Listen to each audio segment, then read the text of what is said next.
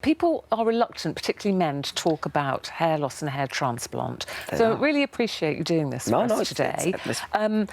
Was it just the head spinning that you do that's caused this, or was there more to it? There was more to it. It started with stress-related it started with genetics. My dad hasn't got the greatest hairline, and that's where it started. And then I think just everything that I do, and from such a young age, a lot of stress-related issues. I was diagnosed with alopecia, and the head spinning just didn't help. Do you know what? It doesn't really matter why it's happened, George. But, and I think why Ruth is so empathetic about all of this is your dad was bald from a very early age, like wasn't 20. he? And I always think now that, you know, if women are losing their hair, it's a big deal, and we talk about it a lot, and we talk about it with a lot of sympathy. But for some reason, for young men losing their hair, you're expected to all be cool about it and go, oh yeah, well there you go, and you shave your head and it's fine. And I think someone like Wayne Rooney, who had his hair transplant and was very public about it. He was 25. I think, did that help you when you read about him? Absolutely, yeah. It's unbelievable how many people,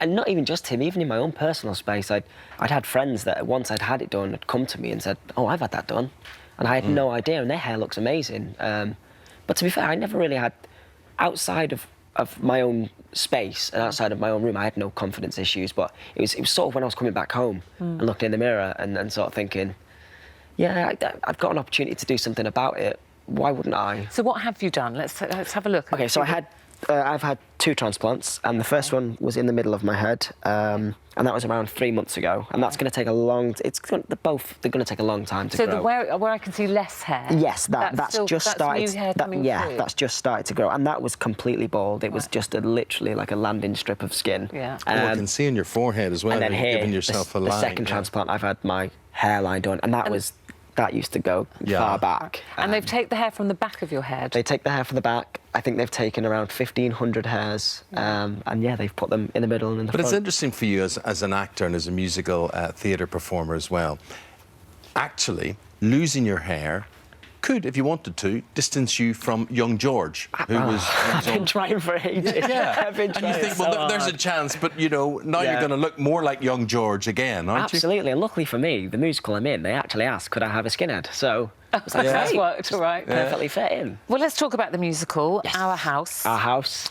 It's all madness music. Madness tribute. It's not about the madness story. It's not essentially, it's not the madness musical, and that's the common confusion. Everybody asks me, are you playing Suggs? And it's not the madness musical. It's a story that's told through the music of madness, and it's amazing. Is that a bit the way Mamma Mia goes, is it? Yeah. Sort of, yeah. It's basically Sliding Doors, the film. It's 2 musicals in one. And it won an Olivier back in 2002. It was the best new musical. It's an amazing show. So who are you playing? I play the bad boy. So it follows a 16-year-old in life decisions, and you sort of follow both of those decisions, and you get to see 2 musicals. Well, so if he went the good way, this would happen, but your bad ways. I follow him on the bad way, and I also lure the good side of him to be bad, and it's so fun for me to play that. I love playing the bad boy. So do you dance in this? Oh, absolutely. Yeah, the choreography is. For me, that's the best thing about the show. Do they make the choreography for you, or are you hired because they know you're a dancer? A bit of both. Yes. I was slightly worried going in, because usually when I do a show, it's do what I do. But this, I kind of went into it, and my girlfriend prompted me before. This is going to be a show where you're going to have to follow them. Yeah. And but when I got there, Fabian, the choreographer, was so relaxed about it. He was like, "Look, I know it's a show, but you are George Sampson, so we can't hide that." So do you mind if we don't hide your girlfriend? Do you mind if we? Oh no, yeah, she's Lauren's at the back of the stage. Like Lauren, you're a dancer, aren't you? Yes. Yeah. So you're actually directing him as well, and producing him. So you're telling him more than you know. This is more than you know. You're dancing, but it is a musical. Do you have to sing as well? I do. Baggy Trousers is my big solo. That's a great song. Can you sing? I can sing, and luckily for me, because I'm not a trained singer, I can sing. Luckily for me, Madness, I don't have to be, an amazing vocalist. Their songs aren't the hardest to sing. They're more about how good they are as songs rather than vocally. But your whole overall ability as a performer is being tested and coming through. Absolutely. And that has developed, obviously, over the last 9 years as well. Absolutely, yeah. When you look at somebody like Shane Ward and you see how brilliantly he's done in Coronation Street, I think he's a really good actor. He is. Are there ambitions to, act and... My dream job would to be getting Coronation Street. religiously. We literally set alarms to watch it.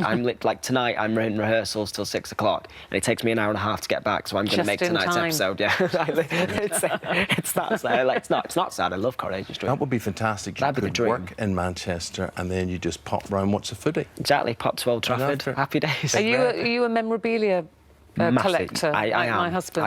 I've got lots of Man United memorabilia. Does Lauren mind that all around the house? No, she doesn't mind it because her family are all Man United fans as well, so it's not as bad. Do you know what I've started doing? I used to get shirts and you put them in frames. Yep. But now I find you can buy mannequins, you can buy torsos, or you can buy full mannequins. This is a room Ruth never goes into. It's like a shop.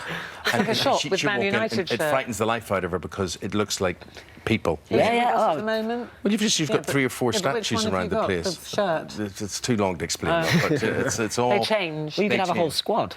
Yeah, you could do it. And you could it's a good way to display your memorabilia, is what you I'm could trying to say. stand in with them and team photo. You could do that. You're putting too many ideas in this. Well...